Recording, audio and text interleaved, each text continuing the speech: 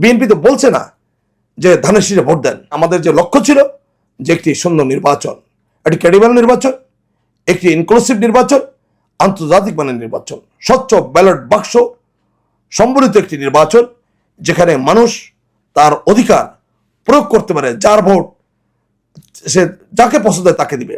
BNP তো বলছে না যে ধানের শীষে ভোট দেন, বিএনপি বলছে একটি নির্বাচন দেন। জনাব তারেক রহমান এই লক্ষ্য নিয়ে কিন্তু গত 17 বছর আমাদেরকে উজ্জীবিত করেছে।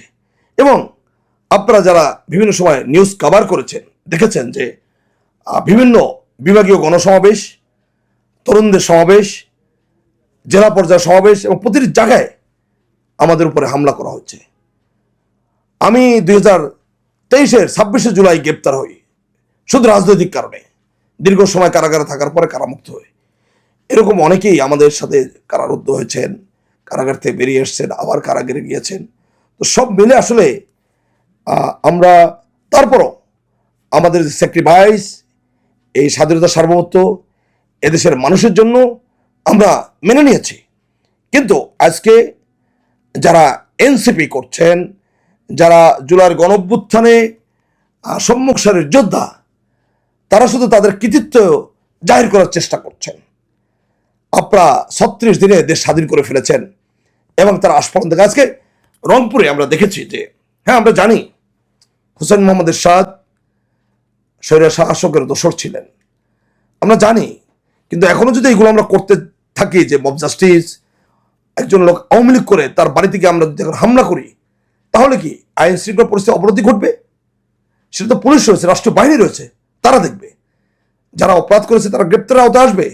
ফৌজদারি কার্যবিধির যারা অপরাধ করেছে, সিআরপিসি যারা অপরাধ করেছে, তারা আইনের আওতায় আসবে। কিন্তু আমার তো দায়িত্ব নয় তাদেরকে ধরে হাত পাও ভেঙে দিয়ে পুলিশের কাছে দেওয়া, দায়িত্ব আমার নয়। আমি বিশ্বাস করি তো এইসব করে যে আমাদের মধ্যে আরো সংকট ঘনীভূত হচ্ছে।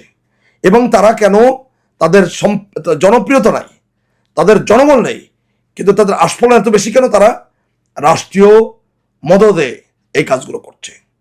আর একটি দল রয়েছে, আমি বলতে চাই না যেহেতু আমাদের সাথে এখন ঐক্য রয়েছে, তাদেরকেও সহনশীল হওয়া দরকার। কারণ তারা সোশ্যাল মিডিয়ায় যেভাবে বিএনপির বিরুদ্ধে অপপ্রচার চালায়, খুব দুঃখজনক, খুবই দুঃখজনক।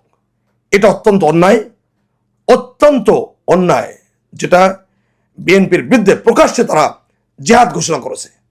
কেন? 17 বছরে তো আমরা আপনাদেরকে, যখন শেখ হাসিনা অত্যাচার নির্যাতন হয়েছে, বেগম খালেদা পার্লামেন্টে দাঁড়িয়ে তো আপনাদের পক্ষে কথা বলেছে। কামারুজ্জামান, আলী হাসান, মোহাম্মদ মুজাহিদ বা এরকম যারা, মতিউর রহমান নিজামী, তাদেরকে যখন অন্যায়ভাবে দণ্ড দেওয়া হয়েছে, তাদেরকে অন্যায়ভাবে ডেথ সেন্টেন্স দেওয়া হয়েছে, তখন তো বেগম খালেদা জিয়া তাদের পক্ষে কথা বলেছেন। আমরা নিজেরাই তো ক্ষতিগ্রস্ত, আপনারা নিজেরাও তো ক্ষতিগ্রস্ত। তাহলে আপনারা আজকে বিএনপির বিরুদ্ধে বলছেন, এতে করে আমাদের সাথে যে বন্ধন, সেই বন্ধন ছিন্ন হতে পারে।